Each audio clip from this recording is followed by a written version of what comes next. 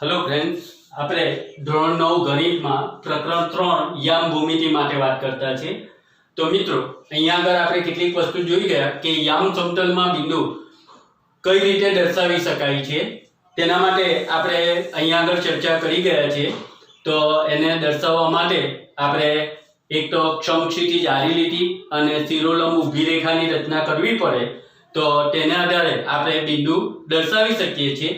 तो एमा विशेष बात करिए कि बिंदु जे आवे छे तो एक कया चरण अथवा तो पाद में आवशे तेना माटे बात करवानी छे। सौप्रथम एना माटे कोई पण बिंदुने दर्शाववा माटे आपणे एक्स अक्ष एटले के समक्षितिज आडी लीटी अने शिरोलंब ऊभी रेखानी रचना करवी पड़े। तो अहींया आगळ सौप्रथम आपणे एक समक्षितिज आडी લીટીની રચના કરી દઈએ।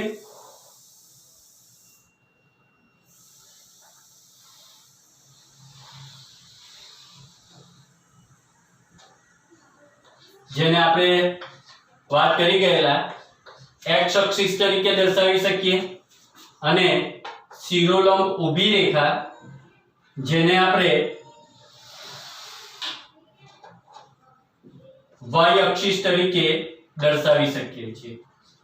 આપણો y અક્ષ અને આ બંને યામાક્ષો જ્યાં આગળ છેદે છે તેને ઉગમ બિંદુ તરીકે અને એને આપણે અહીંયા આગળ o તરીકે દર્શાવીશું। આટલી વાત કરી ગયેલા કે કોઈ પણ બિંદુને દર્શાવવા માટે આપણે બે અક્ષો એટલે કે સમક્ષિતિજ આડી રેખા જેને x અક્ષ અને શિરોલંબ ઊભી રેખા જેને y અક્ષ તરીકે દર્શાવીએ અને બંને યામાક્ષો એટલે કે બંને લંબ રેખાઓ જ્યાં આગળ છેદે તેને આપણે ઉગમ બિંદુ અહીંયા આગળ આપણે એને o તરીકે દર્શાવેલું છે। હવે મિત્રો આપણે વાત કરવાની છે ચરણ અથવા તો પાદ માટેની। તો ચરણ કોને કહી શકાય?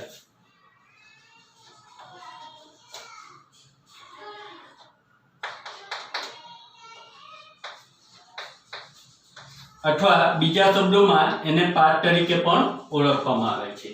तो मित्रों, आपणे जे याम समतल में बे रेखाओं बे लंब रेखाओनी रचना करी, एक तो एने एक्स अक्षिस अने वाय अक्षिस, तो तेना द्वारा जे समतल छे समतलनुं चार भागमां विभाजन थाय छे। पहेलो भाग, बीजो भाग, त्रीजो भाग अने चौथो भाग। तो आ दरेक भागने शुं कहेवाय छे? चरण अथवा तो पाद। आ रीते आपणे एने चरण कोने कहेवाय छे तेना माटेनी व्याख्यायित करी शकाय छे। एने चरण अथवा तो पाद एटले के बे यामाक्षो अथवा बे लंब रेखाओ द्वारा समतलनुं जे चार भागमां विभाजन थाय छे ते दरेक भागने चरण अथवा तो पाद तरीके ओळखावी शकीए।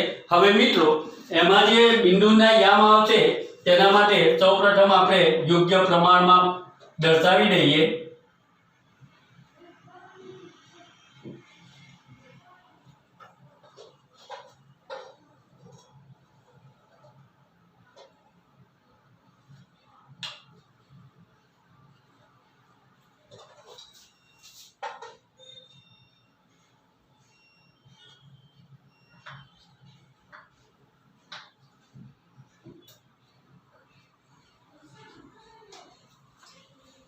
અહીંયા આગળ આપણે વાત કરી ગયેલા તે મુજબ કે સમક્ષિતિજ આડી લીટી x અક્ષિસ જેને ઉગમ બિંદુથી બંને જ્યાં આગળ છેદે છે તેને ઉગમ બિંદુથી જમણી તરફ જઈએ એટલે ધન સંખ્યા આવશે,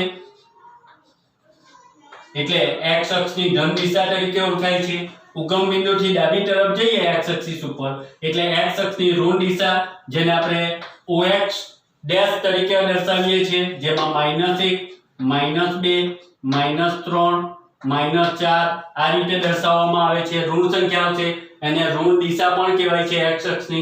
ए ज रीते उगम बिंदुथी ऊपर तरफ एटले बधी जे संख्या मळशे ए आपणे केवी मळशे? धन संख्या मळे। एटले y अक्षनी धन दिशा। ए ज रीते नीचे तरफ माटे वात करीए तो ए y अक्षनी ऋण दिशा एटले एमां बधी संख्या आपणे केवी मळशे? ऋण मळशे। तो आ रीते तमे योग्य प्रमाण माप द्वारा दर्शावी शको छो। हवे मित्रों, अहींया બિંદુના યામ માટે વાત કરવાની છે. તો બિંદુના યામ કઈ રીતે આપણે દર્શાવી શકીએ છીએ? તો મિત્રો આપણે વાત કરી ગયેલા તે મુજબ કે બંને લંબ રેખાઓ જ્યાં આગળ એકબીજાને છેદે છે તો તે છેદ બિંદુને ઉગમ બિંદુ કહેવાય છે. અને ઉગમ બિંદુના યામ હંમેશા કયા આવશે? તો કે ઉગમ બિંદુના યામ હંમેશા 0 0, એટલે કે x યામની કિંમત પણ 0 અને y યામની કિંમત પણ 0. તો અહીંયા આગળ એ મુદ્દો લખી શકો કે ઉગમ બિંદુના યામ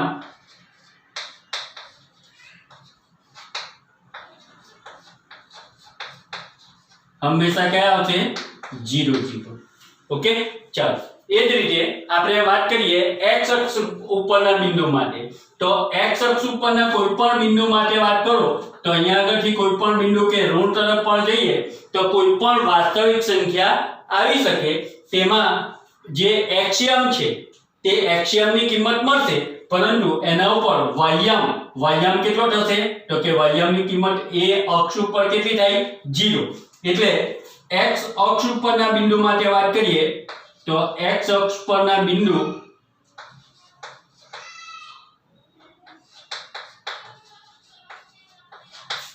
તમે અહીંયા આગળ a0 એટલે કોઈ પણ વાસ્તવિક સંખ્યા, ધારો કે અહીંયા આગળ આ બિંદુ લઈએ તો એ બિંદુના યામ કયા આવશે?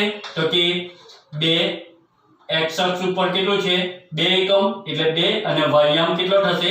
0. તો મિત્રો તેનું બિંદુ એટલે હંમેશા યાદ રાખજો x અક્ષ ઉપર y યામની કિંમત 0 થાય. x અક્ષ ઉપર y યામની કિંમત 0 થાય.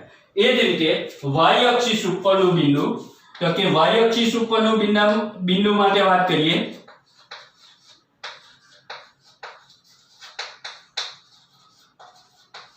તો એના ઉપર y અક્ષ ઉપર જોઈએ તો કે y અક્ષ ઉપર કોઈ પણ વાસ્તવિક સંખ્યા છે પરંતુ એ કયા યામની મળશે? y યામની. જ્યારે x યામ જે છે આ x યામ તે y યામ ઉપર એની કિંમત કેટલી થશે? 0. ધારો કે અહીંયા આગળ એક બિંદુ લઈએ તો કે આના યામ કયા લખી શકાય? તો કે આના યામ એના ઉપર x યામની કિંમત કેટલી છે? 0. પણ y યામની કિંમત કેટલી છે? 1, એટલે કે 0 1. તો મિત્રો એના માટે લખી શકો તમે 0 અને b એટલે કોઈ વાસ્તવિક સંખ્યા કોઈ પણ, બરાબર? ધારો કે અહીંયા આગળ લઈએ તો કે 0 x અક્ષ ઉપર x યામ કેટલો થાય? 0 ને y યામ -3. જે રીતે આપણે x અક્ષ ઉપર વાત કરી તે જ રીતે y અક્ષ ઉપર. તો આ રીતે અક્ષ ઉપર આપણે બિંદુના યામ દર્શાવી શકીએ છીએ. તો મિત્રો ઉગમ બિંદુ આગળ 0 0, બંને યામોની કિંમત 0 0 થશે. x અક્ષ ઉપર x યામની કિંમત મળશે પણ y યામ કેટલો થશે? 0. એ જ રીતે y અક્ષ ઉપર x યામની કિંમત 0 થશે અને y યામની જે તે કિંમત મળી શકે છે. ઓકે મિત્રો, હવે આપણે જે વાત કરવાની છે એ અગત્યનું ચરણ અથવા તો પાદ માટે. તો ચરણ અથવા તો પાદ માટે વાત કરીએ અહીંયા આગળ તો અહીંયા આગળ એને દર્શાવવા માટે તો અહીંયા આગળ આપણે વાત કરી ગયા તે મુજબ કે યામાક્ષો એટલે કે x અક્ષ અને y અક્ષ દ્વારા યામ સમતલનું 4 ભાગમાં જે વિભાજન થાય છે એ દરેક ભાગને આપણે ચરણ અથવા તો પાદ તરીકે ઓળખાવી શકીએ. જેમાં આ જે છે એ પ્રથમ ચરણ થશે, આ જે છે એ દ્વિતીય ચરણ થશે, અહીંયા આગળ તૃતીય ચરણ, અહીંયા આગળ ચતુર્થ ચરણ. હવે આ ચરણ અથવા તો પાદમાં જે બિંદુ આવે છે તેના યામ કઈ રીતે દર્શાવી શકીએ અથવા તો તેમાં કયા યામાક્ષો આવી શકે છે તેના માટે વાત કરીએ તો અહીંયા આગળ આપણે જોઈએ તો કે પહેલા ચરણ માટે તો પ્રથમ ચરણ માટે વાત કરીએ તેનો ભાગ કયો આવશે? તો કે એનો ભાગ આપણે જોઈએ તો x o y, ખૂણો x o y નો અંદરનો ભાગ આવશે. તો અહીંયા આગળ લખી શકીએ કે ખૂણો x o y નો અંદરનો ભાગ. ઓકે, તેના ઉપર એક્સયામની કિંમત કઈ આવી શકે અને વાયયામની કિંમત કઈ આવી શકે? અહીંયા આગળ લખીએ આપણે એક્સયામ અને વાયયામ. ઓકે મિત્રો, તો અહીંયા આગળ એક્સયામ અને વાયયામની કિંમતો કઈ આવી શકે તેના માટે જોઈએ તો કે પ્રથમ ચરણ માટે વાત કરીએ તો એક્સયામની બધી કિંમતો કેવી આવશે? ધન. એટલે અહીંયા આગળ આ કિંમત એક્સયામની કિંમત સૌપ્રથમ લખાય એટલે એ કિંમત ધન આવશે અને વાયયામની કિંમત પણ કેવી આવશે? ધન. એટલે આ ચરણમાંનું પ્રથમ ચરણમાંનું કોઈ પણ બિંદુ હોય તેનો એક્સયામ ધન થશે અને વાયયામ પણ કેવો થશે? ધન થશે. ઓકે, તો આ રીતે તમે લખી શકો કે એનો એક્સયામ અહીંયા આગળ ઉપરથી દર્શાવીએ એક્સયામ ને વાયયામ, તો એનો એક્સયામ પણ ધન અને વાયયામ પણ ધન. ઓકે, ચાલો દ્વિતીય ચરણ માટે વાત કરીએ. બીજા ચરણ માટે તો દ્વિતીય ચરણમાં વાત કરીએ અહીંયા આગળ મિત્રો બીજું ચરણ તમે જોઈ શકો એક્સયામની કિંમતો કેવી લેવામાં આવશે? ઋણ. વાયયામની કિંમતો કેવી લેવામાં આવશે? ધન. તો અહીંયા આગળ તમારો દ્વિતીય ચરણમાં એક્સયામ ઋણ થશે અને વાયયામ કેવો થશે? ધન. તો આ રીતે તમે દર્શાવી શકો અને એ કયો ખૂણાનો અંદરનો ભાગ થશે? તો કે ખૂણો x ડેશ o y. કોનો અંદરનો ભાગ થશે? x ડેશ o y નો અંદરનો ભાગ. ઓકે, અને મિત્રો આપણે વાત કરી તે મુજબ એમાં એક્સયામની કિંમત કેવી આવશે? ઋણ અને વાયયામ કેવો આવશે? ધન. તો કે એક્સયામની કિંમત ઋણ આવશે, વાયયામની કિંમત ધન આવશે. ઓકે, ચાલો આગળ તૃતીય ચરણ માટે વાત કરીએ. તૃતીય ચરણમાં આપણે જોઈએ તો અહીંયા આગળ એક્સયામની બધી કિંમતો કેવી આવશે? એમાં ઋણ. એ જ રીતે વાયયામ, તો વાયયામની બધી કિંમતો કેવી આવશે? એ પણ ઋણ. એટલે તૃતીય ચરણમાં એક્સયામ અને વાયયામ બંનેની કિંમતો કેવી મળશે મિત્રો? આપણને ઋણ. તો અહીંયા આગળ લખી શકીએ આપણે કે તૃતીય ચરણમાં અથવા ત્રીજા ચરણમાં કોનો અંદરનો ભાગ થશે? x ડેશ o અને અહીંયા આગળ આપણે એની ઋણ દિશા y અક્ષની ઋણ દિશા જે o y ડેશ તરીકે દર્શાવીએ તો x dash o y dash કોનો અંદરનો ભાગ? તો કે x dash o y dash નો અંદરનો ભાગ. ઓકે, ચાલો આગળ વાત કરીએ તો એમાં એક્સયામ પણ ઋણ અને વાયયામ પણ ઋણ. એક્સયામ પણ ઋણ અને વાયયામ પણ ઋણ પ્રાપ્ત થશે આપણને. ઓકે, ચતુર્થ ચરણ પર આવીએ તો ચતુર્થ ચરણમાં એક્સયામ તમે જોઈ શકો છો એ બધી કિંમતો કેવી મળશે? ધન. અને વાયયામ જોઈ શકો છો વાયયામની કિંમત કેવી મળશે? ઋણ. તો અહીંયા આગળ તમે લખી શકો એક્સયામ ધન અને વાયયામ ઋણ. તો આ રીતે દર્શાવી શકાય. સૌપ્રથમ કિંમત લખાય કે એક્સયામની અને પછી વાયયામની. તો તૃતીય ચરણ માટે વાત કરીએ અને ચતુર્થ ચરણ માટે વાત કરવાની છે. તો ચતુર્થ ચરણમાં જે છે કોનો અંદરનો ભાગ? તો x o y ડેશ. તો કે x o y ડેશ નો અંદરનો ભાગ. ઓકે, ચાલો એમાં આપણે વાત કરી ગયા એક્સયામ કેવો મળશે? ધન અને વાયયામ ઋણ. એક્સયામ ધન અને વાયયામ મળશે આપણને ઋણ. તો મિત્રો આ ચરણ અથવા તો પાદમાં અથવા તો યામ સમતલમાં જે આપણે બિંદુઓ દર્શાવીએ, યામ સમતલ જે છે તેને 4 ભાગમાં વહેંચાય છે 2 યામાક્ષો દ્વારા. તો એ દરેક ભાગને ચરણ અથવા તો પાદ કહીએ છીએ. એટલે યામ સમતલમાં કોઈ બિંદુ દર્શાવીએ કે કોઈ ચરણ કે પાદમાં એના અંદરના ભાગમાં જે બિંદુ આવે છે તેના યામાક્ષો કયા આવશે તેના માટે આપણે વાત કરી. એટલે કે એક્સયામ અને વાયયામની કિંમત કેટલી આવશે તેના માટે ચર્ચા કરી. અહીંયા આગળ આપણે જે એક્ઝામ્પલ તરીકે વાત થયેલી x અક્ષ અને y અક્ષ પરના બિંદુ માટે તેના માટે અહીંયા આગળ દર્શાવેલું છે કે x અક્ષ ઉપરનું બિંદુ જે છે તે કોઈક વાસ્તવિક સંખ્યા આવી શકે પણ વાયયામ કેટલો થશે? 0. અને એ જ રીતે y અક્ષ ઉપરના કોઈ બિંદુ માટે વાત કરીએ તો તેના ઉપર એક્સયામ 0 થશે અને વાયયામ કોઈ પણ વાસ્તવિક સંખ્યા આવી શકે એ બિંદુને અનુલક્ષીને.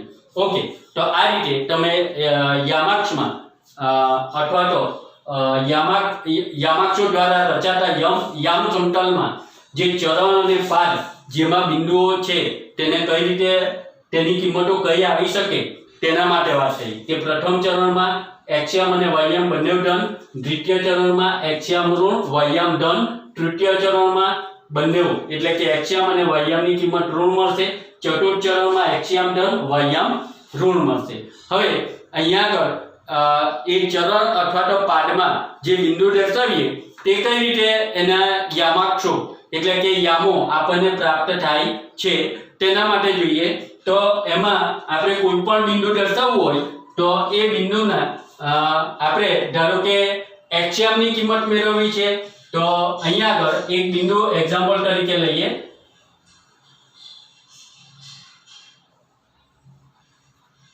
અહીંયા આગળ ધારો કે આના યામો દર્શાવવા છે આપણે તો એના યામો કયા આવી શકે છે તો એ બિંદુમાંથી આપણે સૌપ્રથમ x અક્ષ ઉપર એક લંબની રચના કરીએ. તો x અક્ષ ઉપરના લંબની રચના કરતા આપણને એક્સયામ મળે. ખાસ ધ્યાન રાખજો, x અક્ષિસ ઉપરના લંબની રચના કરતા આપણને એક્સયામ. તો એક્સયામ ઉપર તેની કિંમત કેટલી છે 2 એકમ અને તે સૌપ્રથમ લખાય છે. એ જ રીતે આપણે y અક્ષ ઉપર લંબની રચના કરતા વાયયામની કિંમત મળશે.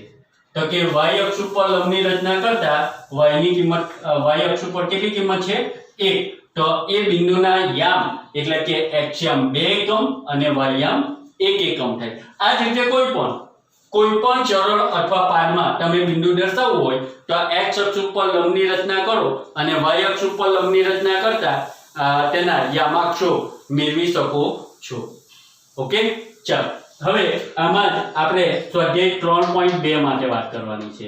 તેમાં પણ આને અનુલક્ષીને જ વાત થયેલી છે, જેમાં પહેલો પ્રશ્ન છે કે યામ સમતલમાં જે બે રેખાઓની રચના કરી આપણે સમક્ષિતિજ આડી લીટી અને શિરોલંબ ઊભી રેખા, તો આ બે રેખાઓને કયા નામથી ઓળખાય છે તો કે સમક્ષિતિજ આડી લીટી જેને આપણે x અક્ષિસ તરીકે એટલે એના જવાબમાં લખી શકો કે યામ સમતલમાં જે બે રેખાઓ દર્શાવવામાં આવે તેમાં સમક્ષિતિજ રેખાને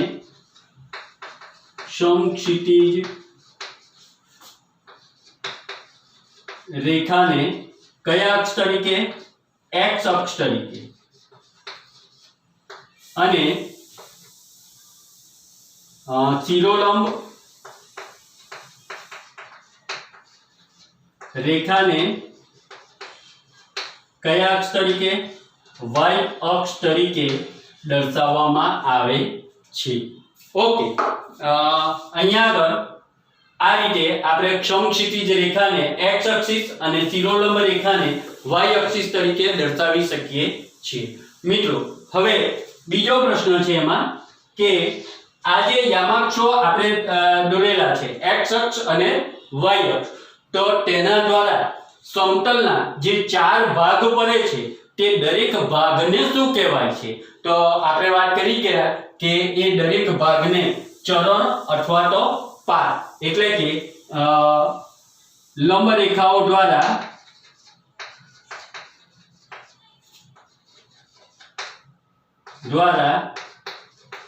સમતલના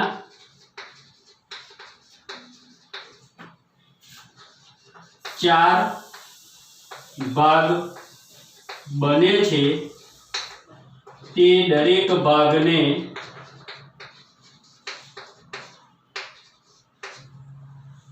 ચરણ અથવા તો બીજા શબ્દોમાં આપણે શું કીધું મિત્રો પાદ તરીકે ઓળખવામાં આવે છે. એટલે કે તે દરેક ભાગને ચરણ અથવા તો પાદ કહે છે. ચાલો આગળ. હવે બંને અક્ષો x અક્ષ અને y અક્ષ બંને જ્યાં આગળ છેદે છે તે બિંદુના નામ લખવાના છે અથવા તો એના યામ દર્શાવવાના છે. તો આપણે અગાઉ વાત કરી ગયા કે બંને અક્ષો જ્યાં આગળ છેદે છે તેને શું કહેવાય છે ઉગમ બિંદુ અને એના યામ કયા આવશે 0 0 એટલે અહીંયા આગળ ત્રીજામાં જવાબ લખી શકો તમે કે બંને યામાક્ષો જ્યાં આગળ છેદે છે તે બિંદુને શું કહેવાય છે ઉગમ બિંદુ તરીકે ઓળખવામાં આવે છે બંને યામાક્ષો જ્યાં આગળ છેદે તેને ઉગમ બિંદુ તો મિત્રો આટલી વસ્તુ ખાસ ધ્યાનમાં રાખવાની છે કે સમછેદી જાડી લીટી x અક્ષિસ શિરોલંબ ઊભી રેખા y અક્ષિસ કોઈ પણ આ બે અક્ષો દ્વારા જે સમતલનું 4 ભાગમાં વિભાજન થાય તે દરેક ભાગને ચરણ અથવા તો પાડ કહેવાય છે આ બંને અક્ષો જ્યાં આગળ છેદે તેને ઉગમ બિંદુ કહેવાય તેના યામ 0 0 થાય x અક્ષ ઉપરનું બિંદુ હંમેશા x યામની કિંમત મળશે પણ y યામ કેટલો થશે 0 એ જ રીતે y અક્ષ ઉપરના કોઈ બિંદુ માટે x યામ 0 થશે અને y યામ કોઈ પણ એને વાસ્તવિક સંખ્યા મળી શકે છે એ જ રીતે ચરણ અથવા તો પાડ માટે વાત કરી પ્રથમ ચરણ દ્વિતીય ચરણ તૃતીય ચરણ ચતુર્થ ચરણ પ્રથમ ચરણમાં x યામ અને y યામ બંને ધન કિંમત મળશે દ્વિતીય ચરણમાં x યામ ઋણ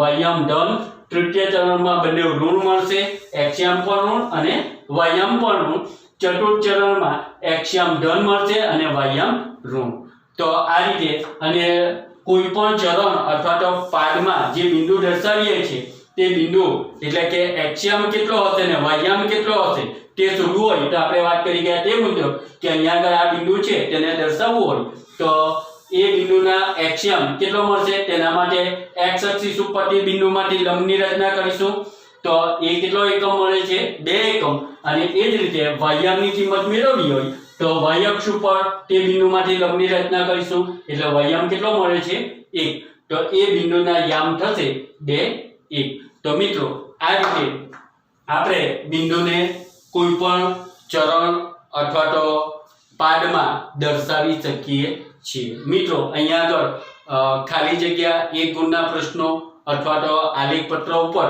બિંદુ નિરૂપણ કરવાનું તમને પૂછવામાં આવે છે એટલે આવા નાના નાના પ્રશ્નો ખાસ ધ્યાનમાં રાખવાના ધારો કે કોઈ પણ તો અહીંયા આગળ એક્ઝામ્પલ તરીકે વાત કરીએ આપણે તો કે એક્ઝામ્પલ તરીકે કોઈ પણ એક બિંદુ દર્શાવી હોય તો 2 5 તો કે એનો x યામ કેટલો છે 2 અને y યામ કેટલો છે 5 તો આ કયા ચરણમાં હશે તો તમે જોઈ શકો છો જોઈને જ કહી શકો કે બંને કેવા છે ધન તો બંને ધન હોય એટલે કયા ચરણમાં આવે પ્રથમ ચરણમાં એ જ રીતે તમને કોઈ કિંમત આપી છે -3 -2 તો કે -3 અને -2 બંને કેવી છે ઋણ કિંમત તો એ કયા ચરણમાં આવશે તો કે તૃતીય ચરણમાં ઓકે એ જ રીતે કોઈ કિંમત તમને આપી છે 5 -3 તો આનો x યામ ધન છે અને y યામ ઋણ છે તો એ કયા ચરણમાં આવશે ચતુર્થ ચરણમાં એ જ રીતે કોઈ કિંમત આપી છે તમને કે 1 -3 તો એ કયા ચરણમાં આવશે તો x યામ ધન છે અને y યામ ઋણ તો x યામ ધન અને y યામ ઋણ એ કયા ચરણમાં આવશે ચતુર્થ ચરણમાં એ જ રીતે બીજું કોઈ એક્ઝામ્પલ લઈએ ધારો કે -4 અને 2 તો -4 અને 2 તો x યામ એનો ઋણ અને y યામ ધન તો x યામ ઋણ છે અને y યામ ધન છે એટલે કયા ચરણમાં આવશે દ્વિતીય ચરણમાં આ જ રીતે તમને પ્રશ્નો અથવા ખાલી જગ્યા પૂછી શકાય અથવા તો કોઈ બિંદુ છે ધારો કે 2 તો તેનો x યામ કેટલો છે અને y યામ કેટલો છે તો કે x યામ છે 2 અને y યામ 1 પહેલો x યામ નું બિંદુ બીજું y યામ અથવા બીજા શબ્દો આવા પણ આવી શકે આપણે અગાઉ વાત કરી ગયા તે મુજબ એનો કોટી અને ભુજ શું છે તો કોટી 2 અને ભુજ 1 આપણે વાત કરી ગયા x યામને કોટી અને y યામને ભુજ તરીકે ઓળખવામાં આવે છે તો આ રીતના પ્રશ્નો તમને આવી શકે છે એટલે એટલી વસ્તુનું આપણે ખાસ ધ્યાનમાં રાખવાનું થેન્ક યુ